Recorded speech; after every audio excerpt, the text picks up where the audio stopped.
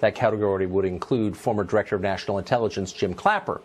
It's not clear why any of these men still have legal access to classified material. The fact that they retained that power after leaving government for the private sector and punditry is bizarre, and it remained largely unknown to the public until a month ago when we broke the story on this show. Brennan no longer works for the federal government in any capacity. He holds no official post. And yet, according to two sources we spoke to exclusively today, Brennan retains perhaps the most valuable asset he had in government, a top-secret security clearance. Brennan is an out-of-the-closet extremist. This is not a man who should have a security clearance. A month later, that remains true. John Brennan remains thoroughly discredited and unbalanced. Just a few weeks ago, he accused the president of treason for daring to hold a press conference with a foreign leader. Keep in mind that treason is a death penalty offense. Responsible people do not make that charge for political reasons. But Brennan didn't hesitate. He is, I think, the most divisive president we've ever had in the Oval Office. He is feeding and fueling hatred and animosity and misunderstandings among Americans. I use the term that this is nothing short of treasonous because it is a betrayal of the nation. He is giving aid and comfort to the enemy. A betrayal of the nation. Would you want a person who, say, casually accused people of murder without evidence to get a security clearance? Obviously you wouldn't. Brennan is not different. In a statement released today, Brennan called the loss of his clearance an effort to suppress freedom of speech. And yet Brennan is the one who believes that words alone, speech, are a form of treason and should get you sent to prison if not executed. That is unhinged. The government is now belatedly acknowledging that. Lou Dobbs hosts Lou Dobbs Tonight, of course, on Fox Business, and he joins us tonight.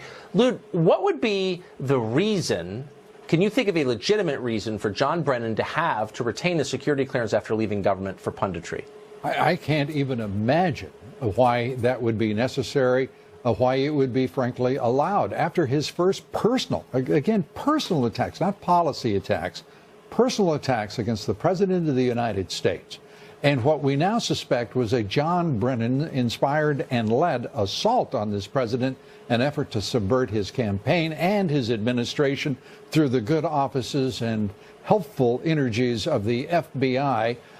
It is, to me, unthinkable that he would be permitted to be anywhere near one of our intelligence agencies or any part of this government.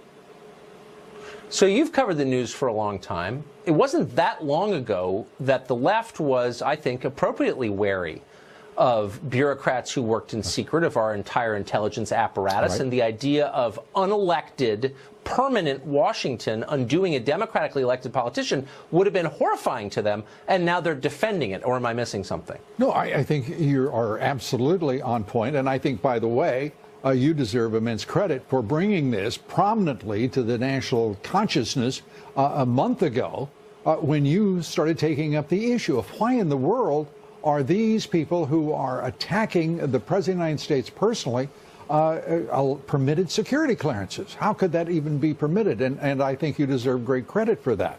But in terms of the spectacle of seeing the former FBI director, the former CIA director, the National Director of Intelligence, James Clapper, absolutely in full-throated assault against this president and attacking him, as I say, personally, almost weekly, and then it became more frequent. We have never witnessed anything near that in this country's history.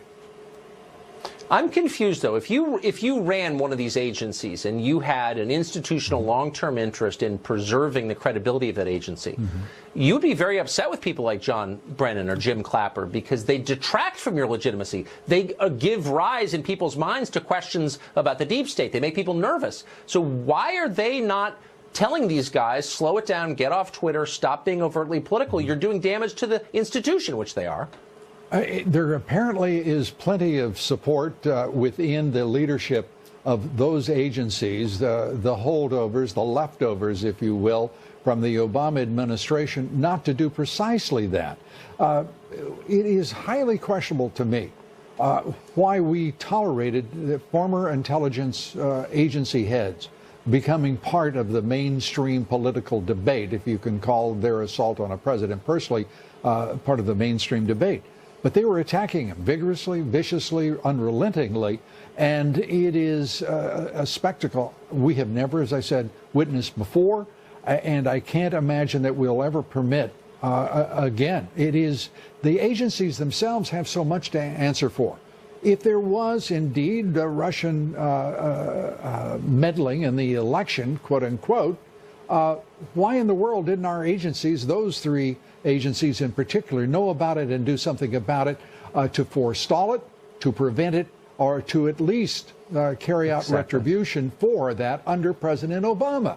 This was on his watch, not President Trump's. And President Obama has much to answer for in leaving behind a group of intelligence agency directors who carried on the ideological assault publicly and without precedent in American history. So, Lou, finally, Clapper and Brennan are now not government employees, but employees of television news networks. Right. You and I are also employees of television news networks. Probably Have you so. applied for a top secret security clearance? Should I apply for a top secret security clearance? I personally, I think I've said this to you before, I'm going to hold out for subpoena power. I will leave it to you and others to preserve the security clearances. Okay. I hope you get it, by the way. Lou Dobbs, thank you very much. Thanks. Appreciate it, Tucker.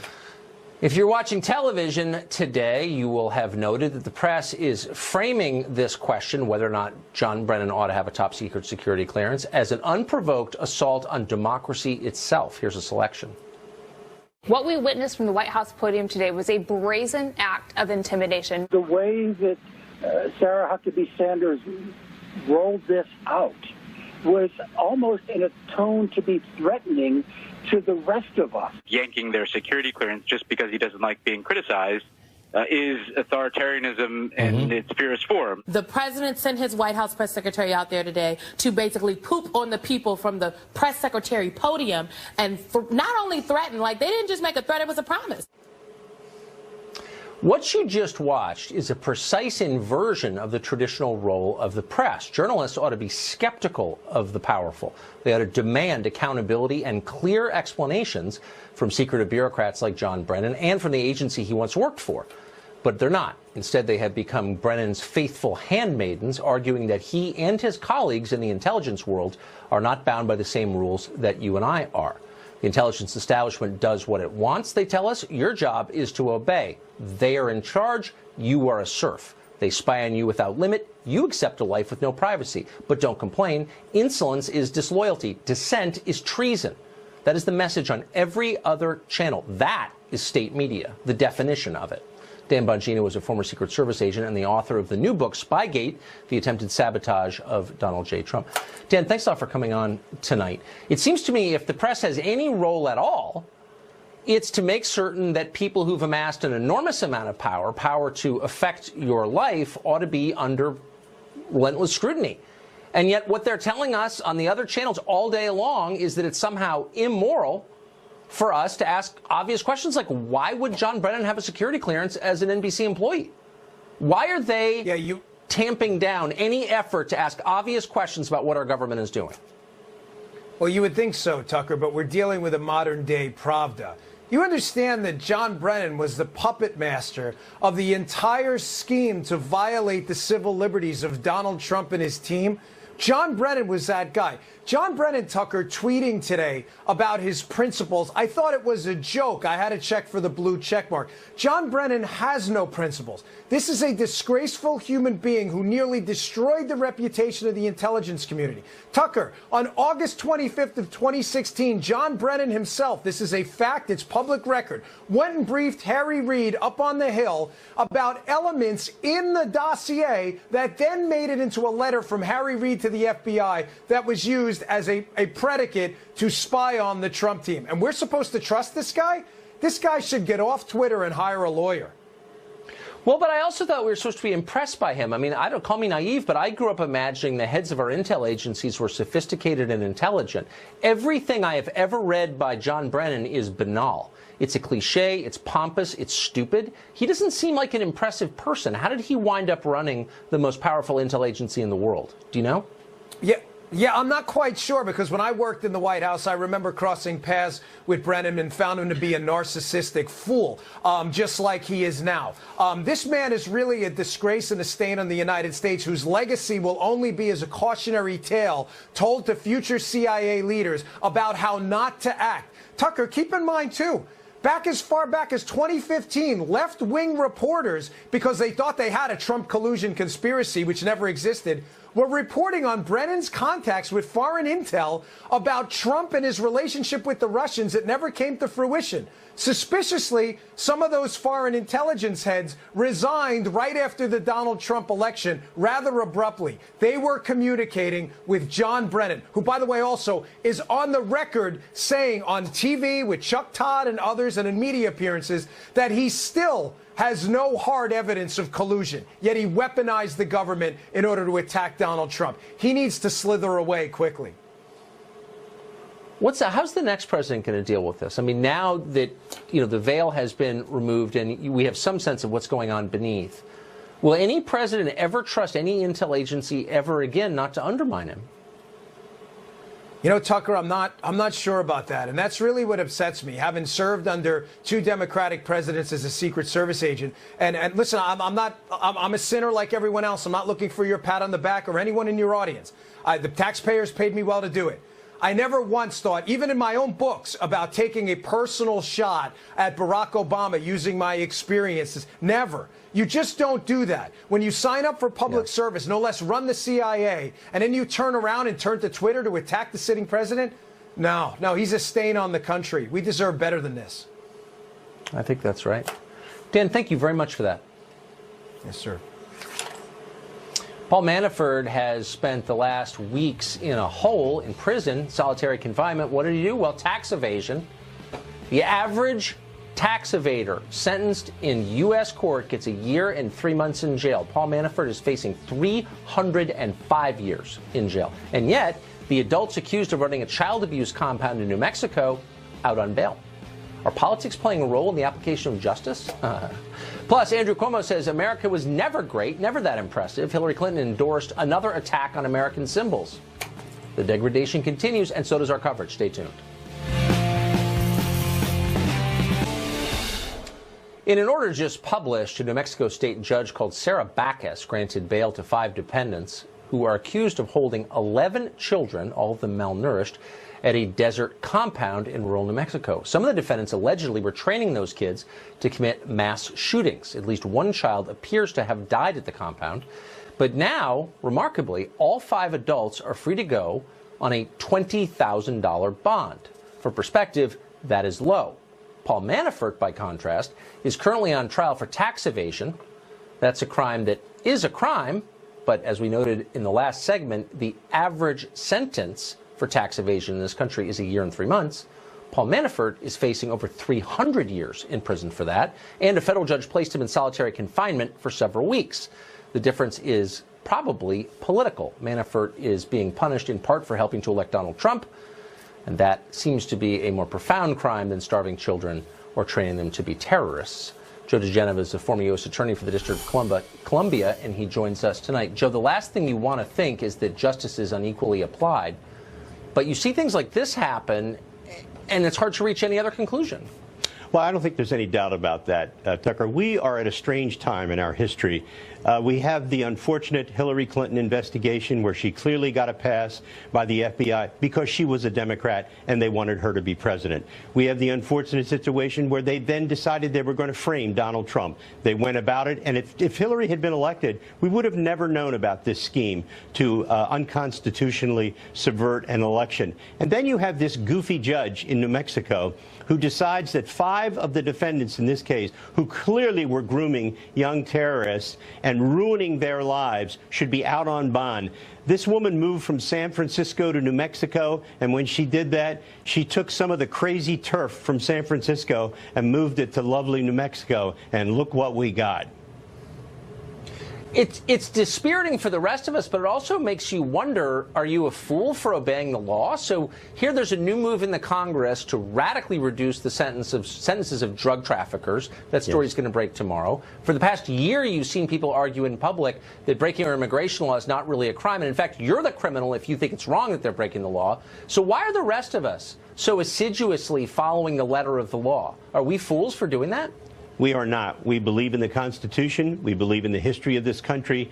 We believe that there should be one system of justice. We believe that everybody should be held accountable, no matter how high, no matter how low their station in life. No, actually, Tucker, we're the good guys. And I'm happy to associate myself with the good guys. I love the good FBI agents who enforce the law equally, and I don't like people like James Comey and Sally Yates who don't. So we just have to keep fighting. This is a long, tough slog, which has resulted from 50 years of liberal education at grade schools, high schools, and college, the academy in the hands of the leftists, and they are graduating idiots into our society. Civics isn't taught anymore, and this is where we end up. You're exactly right. And I was getting cynical for a moment, but you made me feel better. Thank you. That was inspiring, actually. Do I mean it? Thank you. Great to see you. You're welcome. Donald Trump said he would make America great again. Now top Democrats reply by saying this country was actually never great, and the crowd cheers. Is that a winning campaign message? We'll mull it over next.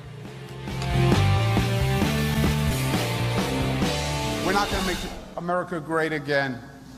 It was never that great. We have not reached greatness. We will reach greatness when every American is fully engaged. Donald Trump's first presidential campaign vowed to make America great again, of course. His second vows to keep America great. Democrats now have a response to that. Today, the governor of New York, Andrew Cuomo, offered one. Actually, America, not impressive at all. Cuomo's office later released a statement saying the governor does think America is great, but that is a sham. He spoke. The crowd applauded. He basked. For the left, bashing America's entire history is winning political rhetoric. They believe the wrong kind of people lived here then, and they're not shy about saying so. Lawrence Jones is a radio host, and he joins us tonight. Lawrence, do you think, just as a political matter, leaving aside the objective questions about how great America was or is now, do you think that's a winner to get up and say, you know what, kind of a crappy country, actually? Is that the kind of thing that gets people to the polls? Well, it depends on who you're trying to get to the polls, Tucker. If you're trying to get average-day citizens that, believe in America, believe in the ideals of America, then maybe it's not the best strategy. But if you're going to a full-blown socialist agenda where you want to fundamentally change America as it is, because if I'm quite honest, Tucker, that's what this all is about. They don't like America because they don't like the ideas of America. They want us to become a socialist country, which is really anti-American. That there's nothing further than to the left and far away from America than a socialist agenda. But isn't that kind of the opposite of the person you want leading you? I mean, if the coach of your team thought the team was terrible, had contempt for the players, if the officer in charge of a platoon thought his men were unimpressive and their lives were worthless, I mean, those would be really bad leaders. You don't want someone running your country who has contempt for the country, do you? Yeah, you don't. But this is a new age. We're not talking about reasonable people. I mean, these are people that believe that the Constitution needs to be ripped up. They believe that ICE needs to be dismantled. They hate law enforcement. They hate the freedom of speech. These people don't believe in the ideal of America, if you see where I'm getting at. And so if they can get us to some type of third world country, some socialist Venezuela, because that's essentially what's going to happen. You're going to destroy the country with this agenda.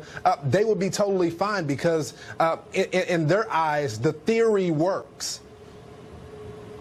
And I have to say, I mean, I'm focused on Cuomo because he's obviously so unimpressive. By the way, his father, Mario Cuomo, in his famous 1984 address to the Democratic Convention, said exactly the opposite. He celebrated the opportunities America had given his family. But Cuomo's not alone. Today, Hillary Clinton tweeted in support of a girl who kneeled during her school's Pledge of Allegiance. She said this, quote, "It takes courage to exercise your right to protest injustice, especially when you're 11. Dopey exclamation point. Keep up the good work, Mariana. So when you kneel for the Pledge of Allegiance, what exactly are you protesting? What, quote, injustice are you protesting, I wonder? Well, I try not to get into kids and getting involved in the political process. I agree. I think it's fun, you know.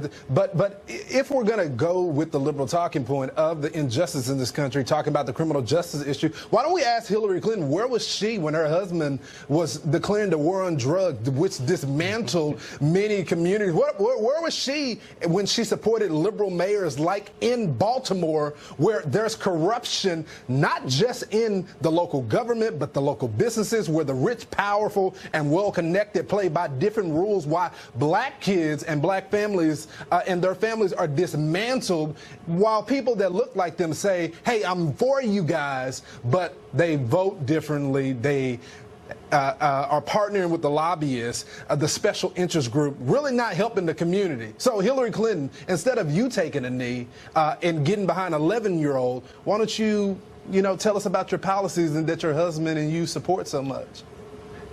So if your idea, I mean, this is a sincere question, but if you were 70 years old, you're looking back on your life, and you realized, hey, my ideas produced Baltimore, how would you feel about yourself?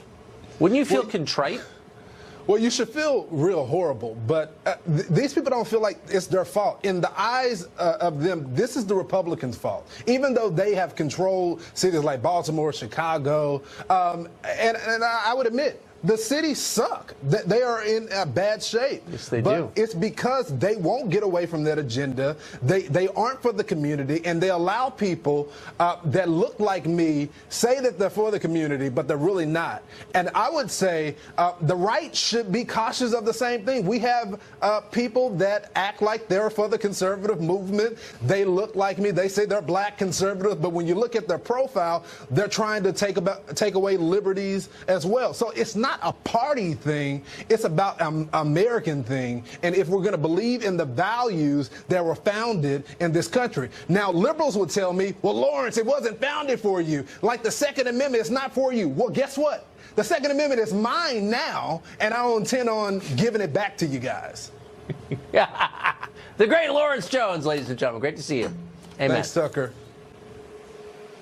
Vermont, one of the smallest states, may soon have the country's first transgender governor, but it's the candidates' opinions that are interesting, particularly about Christianity. We'll tell you what they are next.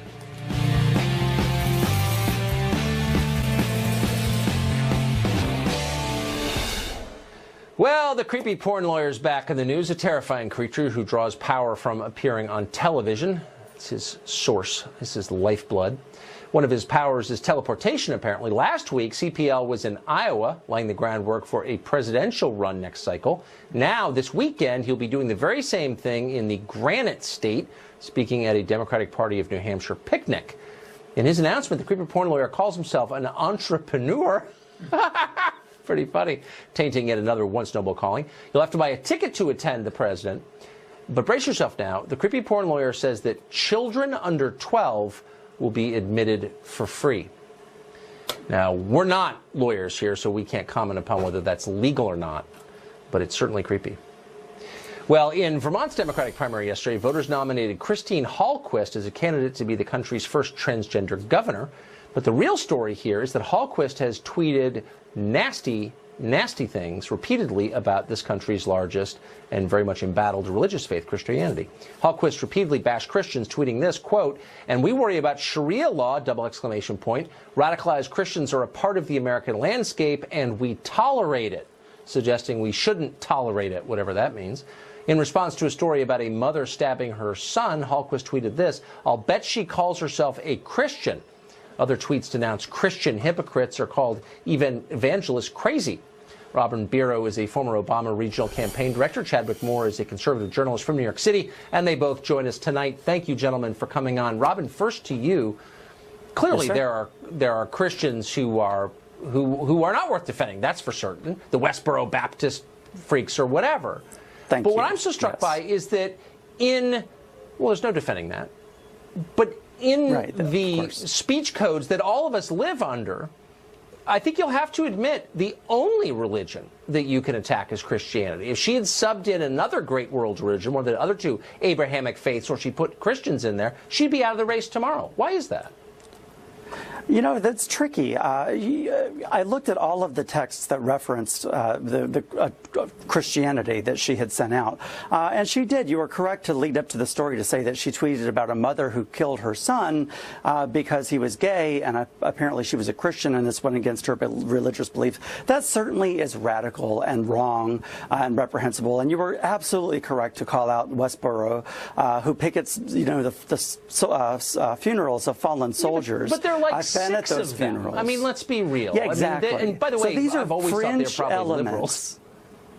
Yeah. Well, you know, fringe these are the elements. most fringe elements. She's calling them out. You know, I don't want to besmirch her free right to speech. Okay, you know, but as a hold on. transgender woman, she's come under a lot of criticism. No, oh, well, I don't know if she has or not. She's probably, I think she's celebrated for it, actually. Let's stop pretending. Of course she is celebrated for it. But let me ask you, I'm not attacking this person. I'm just saying, if Chadwick, if you're upset about people killing others for being gay, and I think we should be upset about that, it's awful. Yes. Is Christianity the primary offender there?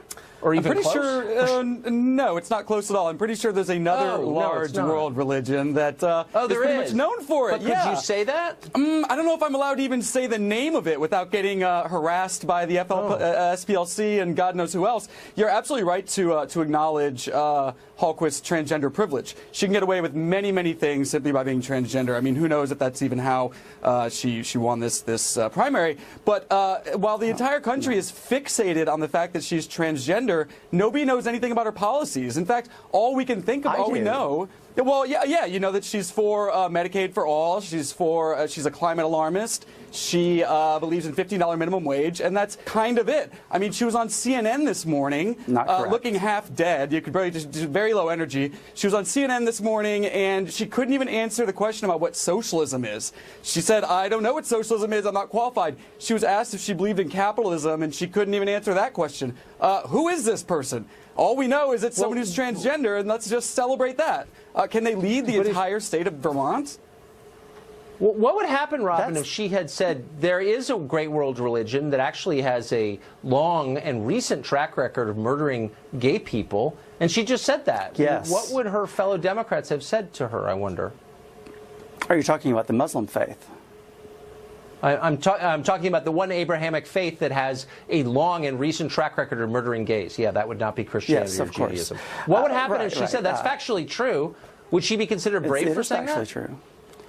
In my opinion, yes. You know, I'm a veteran, well, of course. That's a problem. So, you know, she would have been correct to have asserted that, just as she is correct to call out people like Westboro Church and some of the radical extremists. They're radical extremists in every religion, and I think that when you become radicalized, regardless of your faith, I think that's a problem. Just like Westboro Church, as you were very correct to point out. You're talking about that's a problem. But that's not actually not actually true. I mean, in this country. And in Western Europe, at least to speak for two regions, in the last 20 years anyway, there hasn't been a lot of Christian terrorism, actually. And there's been a lot of Islamic terrorism. It's not an attack on all Muslims. I like a lot of Muslims. But let's be real. But you can't be honest, can you, Chadwick? I mean, there's a penalty for just stating the obvious and the factually true.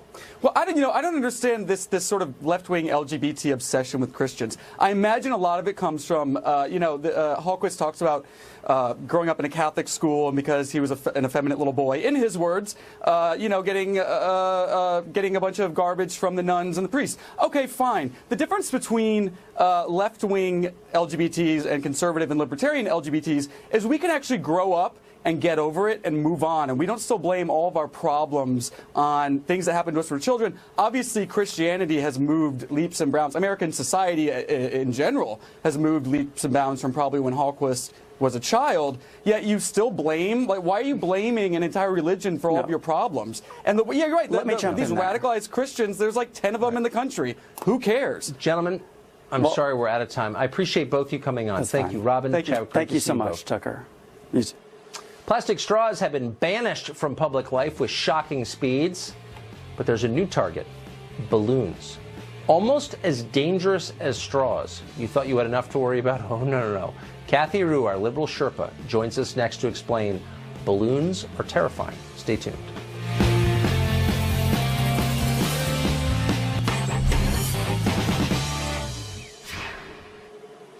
Well, the revolution's moving awful fast. Almost overnight, plastic straws have been pushed out of restaurants across America.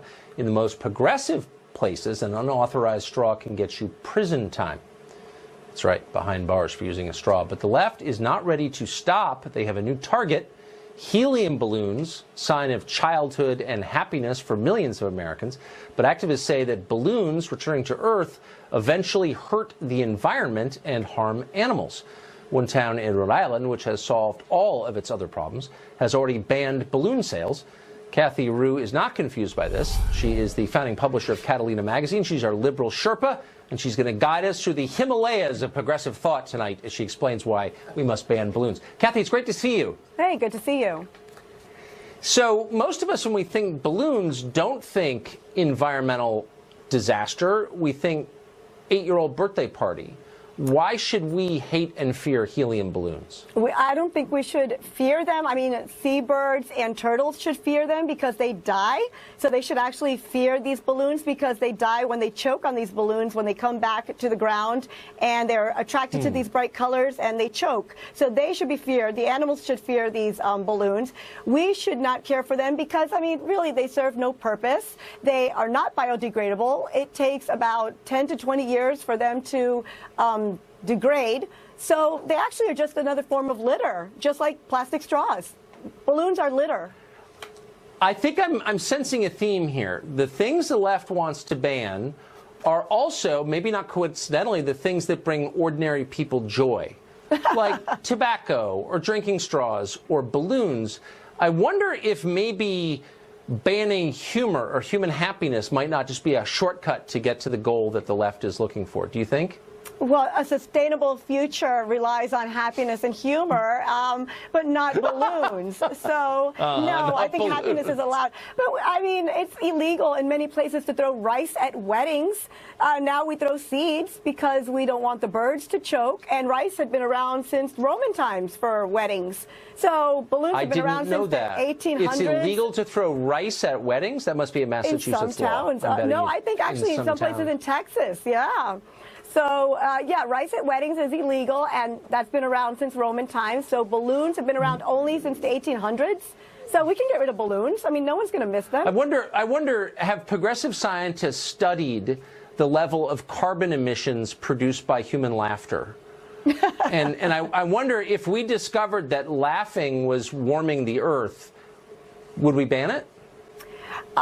I don't think there's a study on that, but there have been studies on the lifespan of litter, and that's why we are banning straws and balloons, and probably diapers are going to be replaced with cloth diapers. Bottles, glass bottles actually take 1 million years to degrade, to biodegrade. So glass bottles might be on their way out. Yeah, that's why a lot of companies are switching. Let me ask you really quick, why does nobody, I totally get that, and I actually hate litter, which is one of the reasons I'm so against illegal immigration. It produces a huge amount of litter. Balloons. Huge amount of litter. Balloons. And I mean that with total sincerity. But why is nobody ever trying to ban iPhones or Lululemon yoga pants or running shoes or any of the accessories of the idle rich in our country? Do you ever notice that? Those don't degrade very well either. But instead it's kids' balloons. Well, I don't think 10,000 Lululemon pants are being flown into the air and killing the wildlife and hurting our future. So I don't think they're hurting tomorrow. Not yet. Well, they wind up in landfills, ultimately, like every season when they come out with a new kind of Lululemon stretch pants. Like, you got to buy the new ones, you throw the old ones away. More likely give them to your housekeeper, and they wind up in the end in landfill. I mean, why? That's an environmental disaster. Well, the iPhone, another disaster. Which is why do we allow it? Why do we allow this thing right here? Right. Do you know what a pelican can do to that? Pelicans choke on these by the thousands. Why isn't there a movement to ban them? I don't think that's exactly true, but I think we have Goodwill and we have vintage shops in many places where people recycle their clothes. So we recycle electronics. So balloons, though, completely useless. We do not need those. We need our phones, and we need to get dressed. So, okay. Yeah, not as useless as the iPhone, I would argue. But you know what? I'm not the liberal Sherpa here. Kathy, great to see you. Thank you very much. Good to see you. Well, elites in Washington on both sides, left and right, are threatened, really threatened, by the rise of populism. Now they're teaming up, think tank on the right, think tank on the left, to fight the popular will. We'll speak to one representative of that movement next.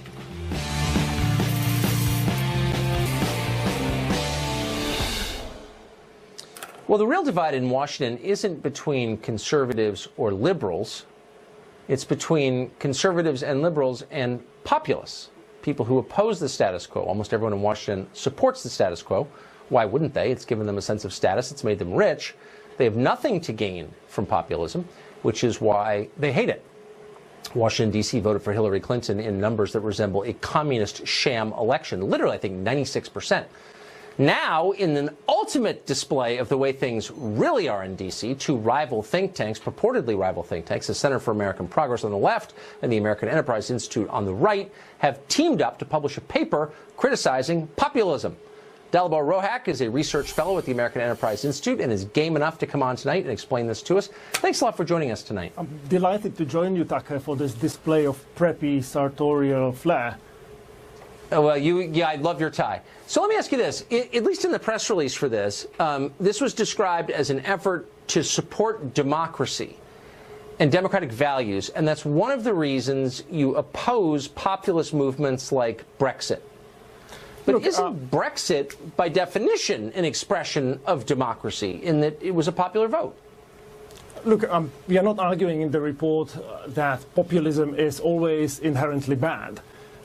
Nobody's blaming Donald Trump for crafting his political messages in a way that resonate with the base of his political party. But we are concerned in this report about two things. First of all, countries that have been governed by populist governments, whether it's far-left Syriza in Greece or right-wing governments in Poland and Hungary, have become increasingly authoritarian over time. Secondly, we are concerned that populist voices on the far left and on the far right have displayed an increasing degree of disdain and lack of understanding for the importance of Western alliances led by America. And I think there is an important case to be made for an argument about, what sort of alliances and what sort of global order Americans would like to see. I think that is an important, and look, I think populist movements in general have a terrible track record. Hungary is not an authoritarian country. I think that's a false statement that you made, but I think you're right to be worried about populism. But let me just ask you this. Has anyone in D.C. paused for 15 seconds to ask why Donald Trump got elected? Maybe because they failed. They did a terrible job as stewards of the economy and of our foreign policy. So why not focus on how to make our elites better, less stupid, less self-involved, less greedy, less short-sighted? But there is no single printed daily newspaper in Hungary that would be critical of the government as of now, because all these newspapers were bought up by oligarchs close to the government. But I take your point. I think there is a lot of soul-searching going on. We can't go on pretending like the Iraq war never happened, like the financial crisis never happened, that globalization did not have its downside.